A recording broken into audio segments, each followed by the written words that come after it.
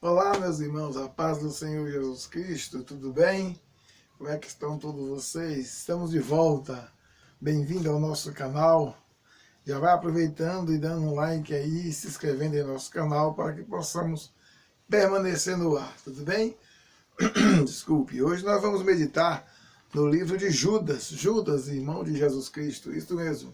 Capítulo do número 1, que só tem um capítulo, e o versículo número 3. Isso, encontrou na sua Bíblia? Está escrito assim na minha Bíblia, leia comigo.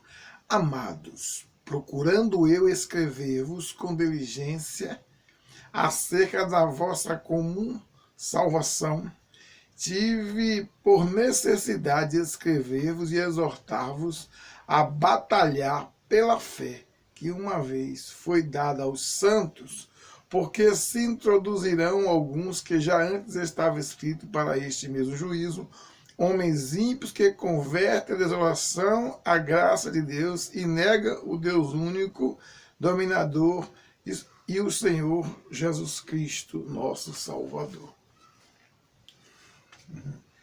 Como identificar uma seita ou um sectarista? Como identificar um ensinador falso? Dentro de poucos minutos eu vou te dar algumas dicas, aleluias, para que você fique mais esperto, tudo bem? Bem, uma das coisas que um falso ensinador pratica para desviar a tua fé, está aqui no meu esboço, o primeiro passo que eles fazem é acrescentar a palavra de Deus. Meu Deus, acrescentam a palavra. Eles dizem o que o texto não está dizendo. Tudo bem? É chamado de tática da adição. Eles põem ideias no texto que Jesus não está dizendo, que Deus não está falando, para desvirtuar a sua fé e eles alcançarem seus próprios objetivos, tudo bem? Geralmente esse texto ele é usado para que as pessoas encham os templos. Eles falam assim, olha, Jesus disse, venha como estás. A Bíblia não tem esse versículo, venha como estás.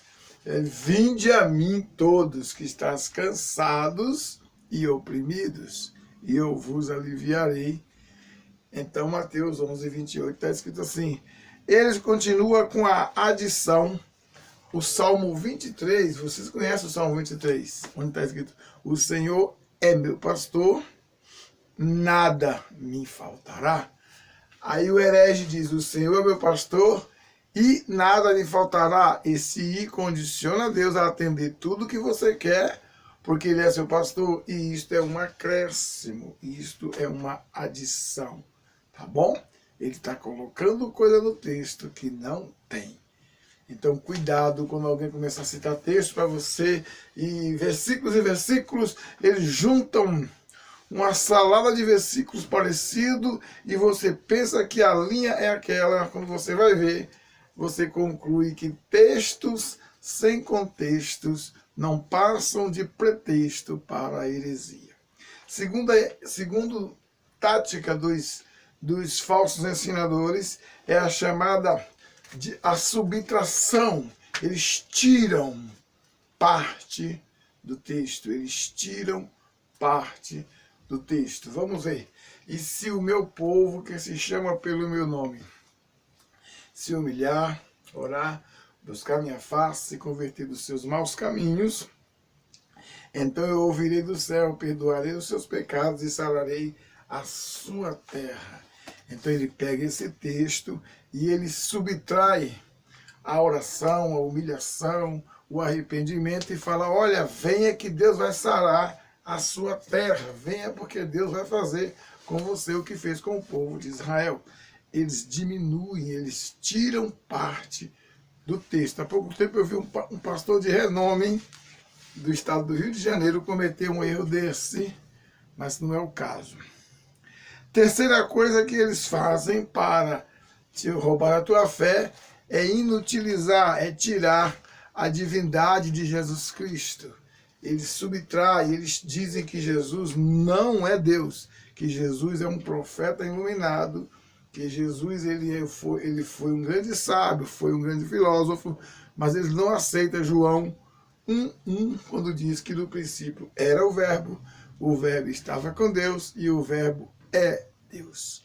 Então, cuidado com as pessoas quando eles tiram a divindade de Jesus. Quando a pessoa tira a autoridade de Jesus como Deus, esta pessoa está patrocinando o início ou a extensão de uma seita. Por último, a quarta coisa que eles fazem é a adição. Ele acrescenta livros como autoridade espiritual. Nós temos muitos livros bons, mas a Bíblia é o único livro de autoridade, de regra, de fé e prática que nós temos. A Bíblia, ela não contém a palavra de Deus, a Bíblia é a palavra de Deus. A Bíblia não teve inspiração humana, a Bíblia teve participação humana. Quem escreveu a Bíblia foi o homem, mas quem inspirou foi o próprio Deus na pessoa do Espírito Santo. Então, sempre que alguém disser assim, a Bíblia diz assim, mas saiba que essa pessoa é um sectário, é um sectarista, e ele vai poder, você corre o risco de desvirtuar a sua fé. Nós temos um movimento aqui no Brasil que ligado ao legalismo, ao comer e não comer, aguardar dias, que sempre que eles fazem sermões, ele põe lá um texto bíblico, depois diz, mas a senhora Ellen G. White diz assim. Então, eles querem dizer que aquela senhora tem tanta autoridade como a de Jesus Cristo, como a expressão da palavra, e isto dá-se incidente de seitas.